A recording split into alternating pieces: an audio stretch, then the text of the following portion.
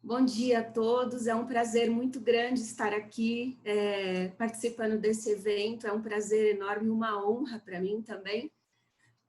Hoje eu venho trazer para vocês novidades sobre o mundo da privacidade, que é um nicho novo de negócio para nós aqui na América Latina. Muitas oportunidades nesse sentido estão se abrindo. Nós aqui no Brasil criamos uma unidade de negócios focada em privacidade e proteção de dados, porque nós tivemos um enforcement de uma legislação que entrou em vigor aqui no Brasil, que é a Lei Geral de Proteção de Dados, uma lei que é inspirada, imensamente no Regulamento Europeu de Proteção de Dados, a GDPR, e a partir disso surgiu a necessidade de adequação de uma série de empresas para poder atender a todos os requisitos dessa lei.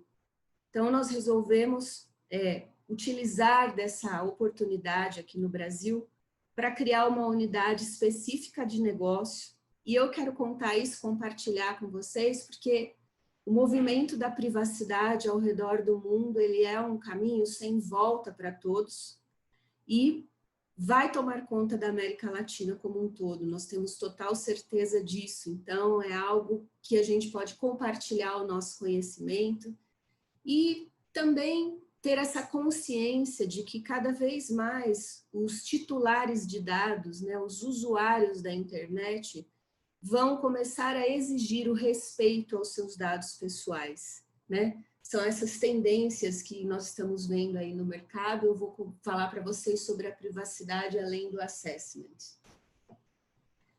Primeiro, contextualizar um pouco por que esse movimento de privacidade ganhou tanta força ao redor do mundo, A União Europeia já tinha leis de privacidade há muitos e muitos anos, e todos os Estados-membros da União Europeia já tinham os seus comitês, as suas autoridades locais de proteção de dados. Porém, o escândalo de Cambridge Analytica motivou que a União Europeia criasse uma legislação única que pudesse cobrir todos os Estados-membros com uma mesma direção. Passou a ter uma preocupação muito grande o fato de que os dados das pessoas eles são utilizados para os mais diversos fins, sem muito critério. Ou seja, se pode pegar nosso perfil no Facebook, no Instagram, em diversas redes sociais, onde nós publicamos as nossas informações, e traçar um perfil muito acurado da nossa personalidade, e utilizar isso para fins que podem ser lícitos ou ilícitos. Eis o grande problema. No escândalo de Cambridge Analytica, os dados do Facebook foram mapeados e utilizados para traçar o perfil das pessoas, de maneira a influenciar essas pessoas na sua preferência de voto. E foi assim que as eleições americanas foi assim o sucesso de Donald Trump nas eleições americanas, e é algo que a empresa se orgulhava muito, de dizer, nossos dados nos fazem diferentes, ou seja, o acesso todo aos dados que nós temos podem nos levar a ter resultados fantásticos.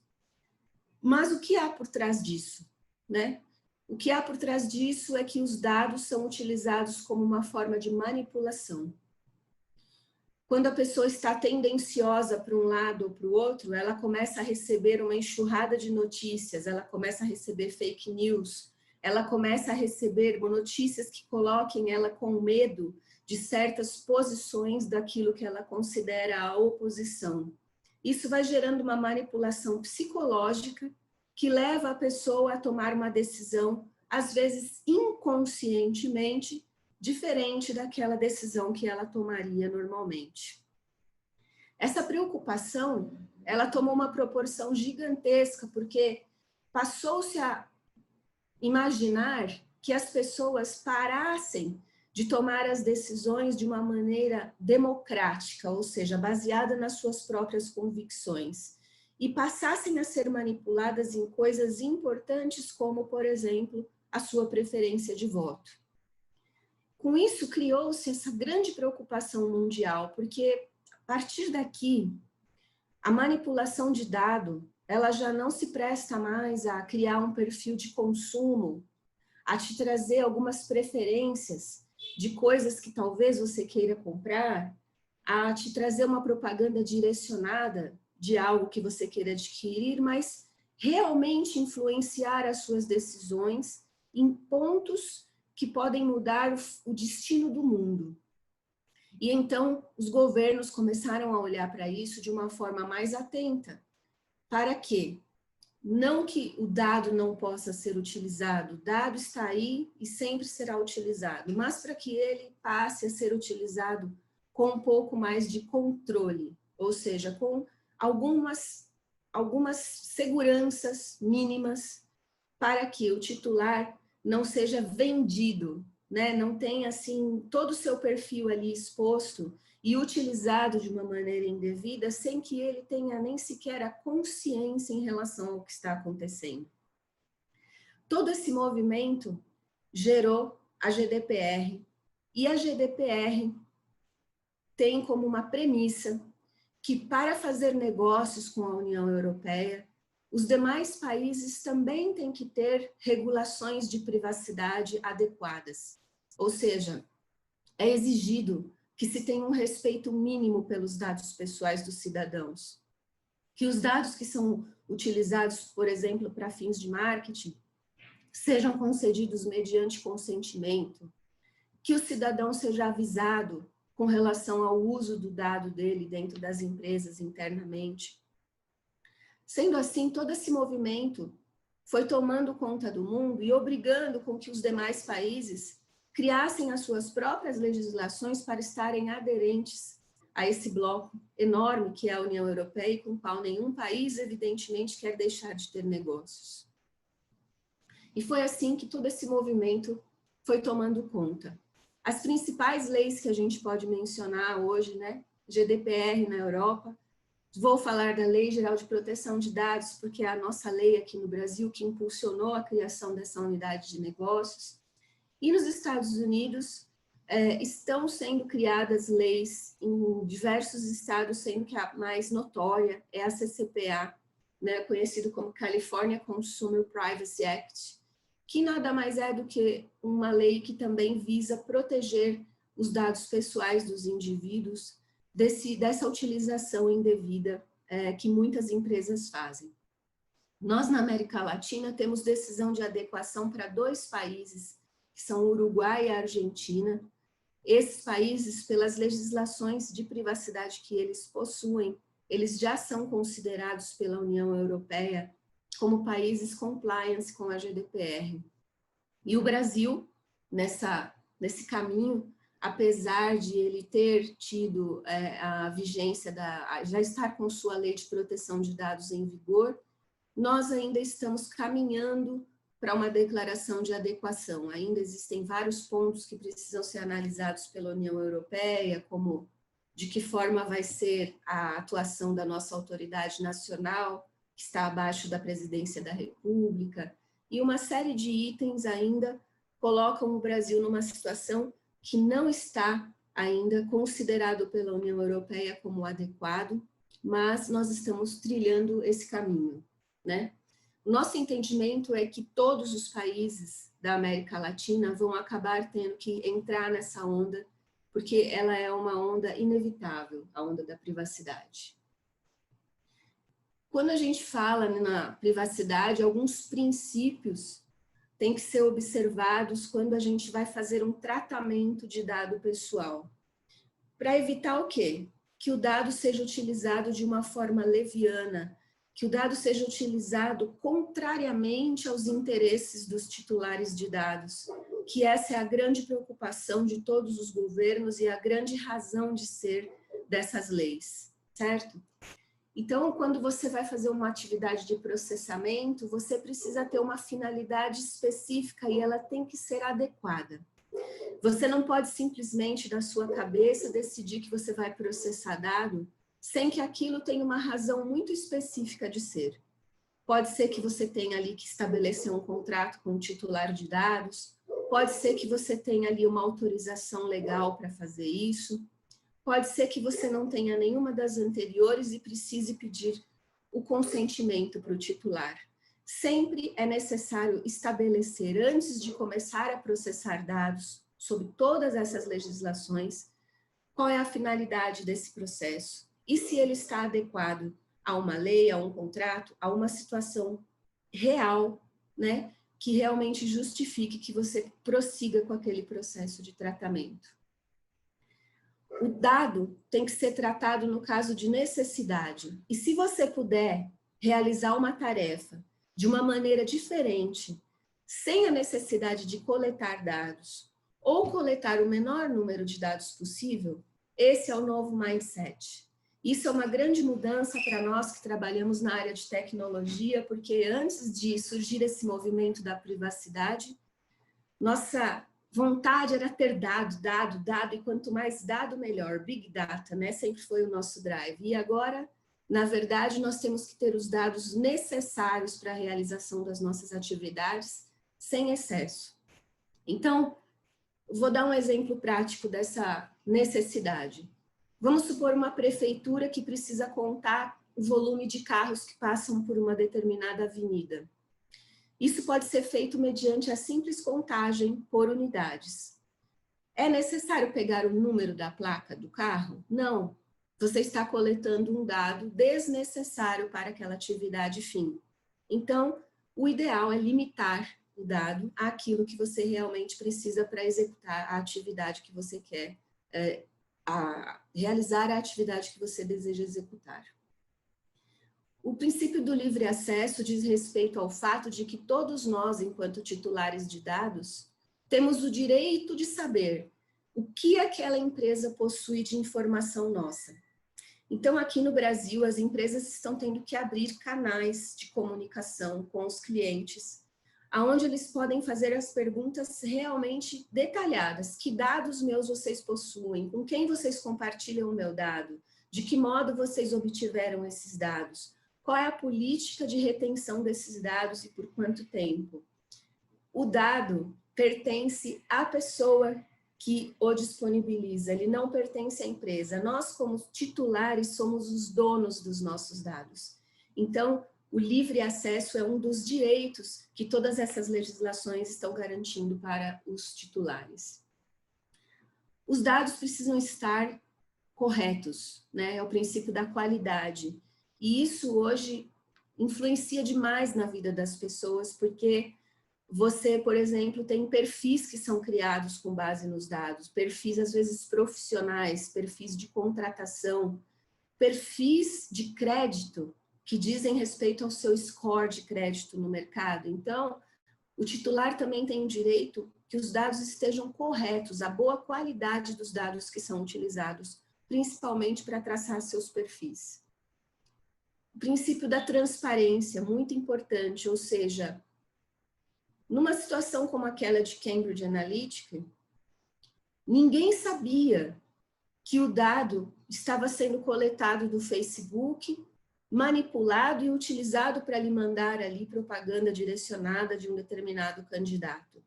Faltou a transparência. E hoje é isso que precisa acontecer. Então, antes de nós pensarmos, e qualquer empresa pensar em lançar uma campanha de marketing, uma campanha política ou o que quer que seja, as pessoas envolvidas e que vão receber os materiais referentes a isso precisam saber o que está acontecendo.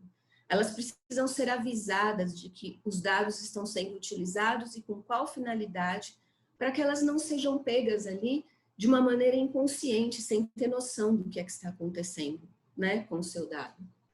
Segurança e prevenção são itens que nós que trabalhamos aqui com cibersegurança já estamos cansados de saber que existe.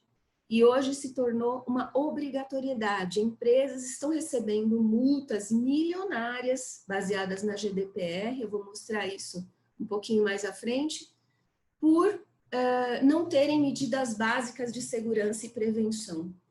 E aqui existe um ponto muito importante para se analisar, porque a privacidade ela está fechada dentro de uma capa maior que é a segurança, né? Então imagina que tem uma bola aqui protetora que é a segurança e a privacidade está fechada aqui dentro. Sem essa proteção do lado de fora, essa de dentro não existe. Né? Nós podemos fazer projetos, podemos contratar ferramentas de governança, podemos realizar muitas coisas na área de privacidade, mas se nós não estivermos fechados na segurança, não há como garantir a privacidade. Não discriminação, ou seja, há um profundo respeito pelos dados que são sensíveis, dados de orientação sexual, política, religiosa. Para quê? Para que os dados não sejam utilizados para discriminar as pessoas. Essa é uma outra grande preocupação que está presente em todas as legislações ao redor do mundo. E a responsabilização e prestação de contas, que é a nossa grande oportunidade de trabalho, de negócio, porque hoje as empresas, à luz dessas leis, não basta apenas você estar compliance, você precisa efetivamente demonstrar que você está compliance, ter ali as evidências de que você realmente tem os seus processos mapeados, tem um rastreamento dos dados que você trabalha, sabe os dados que tem, onde eles estão, com quem você compartilha, e tem rastreável toda essa estrutura a um ponto em que você consiga demonstrar para uma autoridade nacional de proteção de dados que você realmente tem como atender e estar compliance com essas legislações. Vejam que se tem um enforcement que ajuda com que a gente possa levar adiante esses projetos todos, são as multas, não é?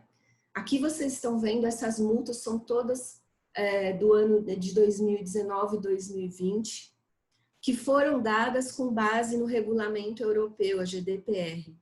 São as top, né, as maiores multas que foram dadas por descumprimento do regulamento europeu de proteção de dados. No caso do Google, essa multa grande de 50 milhões, ela foi aplicada por falta de transparência. Então, essa coisa de essas grandes empresas pegarem os nossos dados de uma maneira recorrente e nos encherem de propaganda direcionada sem que a gente tenha autorizado que isso acontecesse, sem que a gente saiba o que eles exatamente estão fazendo com os nossos dados e que dados eles estão utilizando para fazer isso. Então, essa falta de transparência, como dados foram coletados, como foi segmentado, como foi feita a segmentação de anúncios, todos esses abusos, né, foram colocados dentro dessa notificação que o Google recebeu, nessa multa bem grande que ele tomou por má utilização dos dados pessoais ou utilização contrária ao regulamento europeu. A empresa H&M disponibilizou internamente dados dos seus colaboradores que ficaram à vista de toda a empresa por um grande período de tempo, horas. E se constatou que eles criavam perfis dos seus colaboradores para os processos de contratação. E esses perfis iam muito além do seu currículo. Eles tinham, por exemplo, dados médicos, dados familiares, dados de férias e até alguns dados de fofoca, gossip, né? Que eram utilizados para traçar o perfil dos seus colaboradores. Só que isso acabou sendo exposto internamente por uma falha de rede. E todos os colaboradores da empresa acabaram vendo de uns aos outros os perfis de uma forma ilegal, inadequada, pois as pessoas têm que ter a privacidade respeitada. E com base nisso, o comissário europeu notificou e acabou autuando e dando uma multa também nessa empresa. A TIM tem uma extensa lista de violações. Na verdade, nós estamos acostumados que as operadoras têm essa forma de trabalhar, de ligar para as pessoas que não são seus clientes de maneira insistente, não é? E aí você bloqueia um número, eles te ligam de outro número, e te ligam de outro número, e te ligam de outro número, e infernizam a vida dos titulares de dados, até que eles não aguentem mais. E essa foi uma das razões pelas quais a TIM foi notificada, autuada e multada pelo regulamento europeu. Essa, a forma de abordar não clientes não tomar o consentimento para ficar fazendo essas ligações, não esclarecer o período que retém os dados das pessoas e fica insistindo nessa busca incessante. Tudo isso também foi motivo para eles serem multados. Tanto a British Airways como o Marriott foram multados por conta de coisas que nós estamos acostumados a viver, incidentes de segurança, né? Violações de segurança. No caso da British Airways, um incidente de segurança desviou o tráfego dos usuários para um site hacker, e isso resultou no roubo de dados de mais de 400 mil clientes. E o Marriott, por força de um ataque também, expôs dados pessoais de 339 mil hóspedes online. Ou seja, hoje, além de todos os danos reputacionais que nós já estamos acostumados a conviver na área de cibersegurança, nós temos agora multas, não é, penalidades financeiras para as empresas que não tomam os cuidados devidos com a área de segurança e de privacidade. E isso mostra aqui uma grande oportunidade para que nós possamos trabalhar e implementar soluções ajudando as empresas a estarem em compliance com essa lei e ajudando os titulares de dados, que é um interesse social muito grande, né, a terem os seus dados protegidos e sua privacidade respeitada. A adequação a um projeto de compliance com leis de proteção de dados é muito mais do que o que as empresas têm feito. E nós tivemos um grande ano aqui no Brasil de muitas lições aprendidas nesse negócio, não é? Muitas empresas acharam que bastava ir lá e fazer uma entrevista com vários departamentos, criar um Excel com os processos e como os dados são mapeados. E hoje, com a lei em vigor, nós estamos vendo que é muito mais do que isso, né? A privacidade é uma cultura nova que está nascendo em todas as empresas e ela vai muito além de um simples questionário que se preenche, uma simples entrevista que se faz, né? Na verdade, ela é uma nova forma de operar dentro das empresas, aonde vários aspectos precisam ser considerados, né? E nós começamos a falar primeiramente sobre a mobilização organizacional, porque é necessário conscientizar as pessoas de que tudo isso que eu estou explicando aqui está acontecendo. Ou seja, de que o dado pessoal está ali para ser utilizado com limites, com respeito, e que dentro de uma organização, cada um de nós é um guardião do dado pessoal. A gente sempre, né, vê muito isso na área de segurança, que a gente implementa uma série de controles, mas a parte fraca dessa corda geralmente está no ser humano que opera. E aqui não é diferente, né? Aqui todas as pessoas de uma organização precisam compreender o cenário da privacidade ao redor do mundo, precisam compreender a importância de se observar e respeitar essas leis, de se preservar a privacidade do usuário, sendo isso um valor que está acima do nosso interesse econômico. Ou seja, a privacidade, o respeito à pessoa como indivíduo, ele precisa estar acima do interesse econômico da empresa. E isso é algo novo, né, no que diz respeito aos nossos negócios.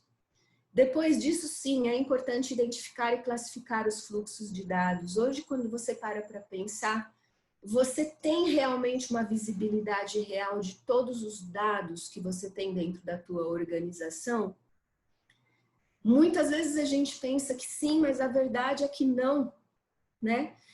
Nós temos visto situações interessantíssimas acontecerem. Eu até brinco aqui no Brasil que nós encontramos agora a nova Shadow TI, o Shadow Data, ou seja, muitas vezes nós vamos rodar lá uma POC de uma ferramenta que faz busca de dados e nem mesmo o cliente tem visibilidade de certos bancos de dados que estão dentro daquele período, daquele perímetro que ele nos informa a fazer a busca.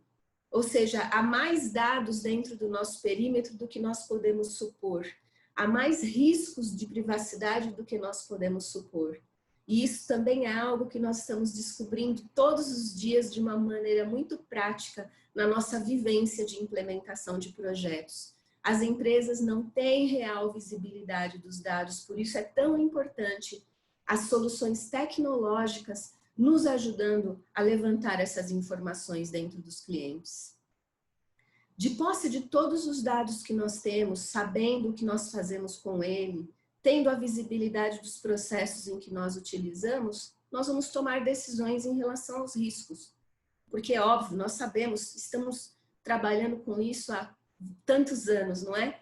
Existem riscos e nós vamos ter que trabalhar com isso, ou mitigando, ou aceitando, ou fazendo algo para diminuir. E essa análise dos riscos, ela é parte desse projeto, né, de adequação da LGPD. E aí tomar uma decisão em relação ao que nós vamos fazer com ele. E o grande X aqui é documentar tudo isso. Documentar e operacionalizar, ou seja, a vida ela vai seguindo. Aquele primeiro assessment que a gente fez, no dia seguinte, em algumas horas, ele já não é mais o mesmo, porque já se criou um novo produto, já se criou um novo processo, já se está utilizando dado pessoal minutos depois com alguma outra coisa que não está ali. Então, isso tudo tem que se tornar uma célula dinâmica dentro da empresa, onde as pessoas vão operar as legislações de privacidade. E é por isso que a gente diz que um projeto de adequação está muito além do assessment. Ele é uma nova cultura a ser observada por todos dentro da empresa. E mais do que isso, quando tudo isso tomar conta do mundo, não é? Nós vamos nos tornando como indivíduos, pessoas cada vez mais conscientes do que está sendo feito com os nossos dados. Então, até então, nossa geolocalização poderia estar sendo monitorada em segundo plano e eu estou absolutamente inconsciente disso. Cada vez menos as pessoas vão aceitar esse tipo de coisa. Cada vez mais as pessoas vão exigir que o seu direito à privacidade seja respeitado acima de tudo e vão passar a pagar mais e dar mais valor às empresas que mostrem que têm essa preocupação. Ou seja, além de você estar compliance com uma legislação tão importante, você vai trazer mais valor para o seu negócio ao mostrar para os titulares de dados o que você respeita os seus direitos. E isso vai ser alguma coisa que vai trazer valor de mercado às empresas. Os titulares tendem a pagar mais por serviços de empresas que respeitem a sua privacidade. Como vocês podem ver, esse é um caminho sem volta, do qual todos nós fazemos parte, como indivíduos e como titulares de dados.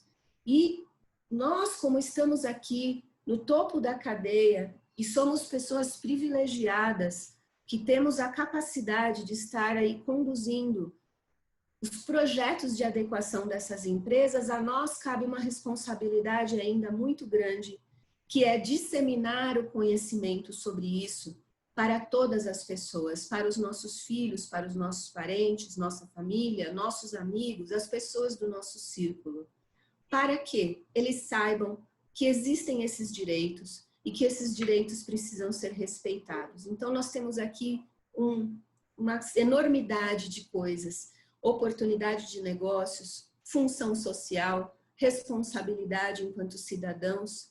Há muito o que se fazer ainda pela privacidade. Isso é o que eu queria passar para vocês hoje. E eu não sei se vocês têm alguma pergunta, algo que vocês queiram saber sobre os nossos projetos, sobre a nossa operação aqui no Brasil. Eu estou aqui à disposição para atender vocês. Muito obrigada.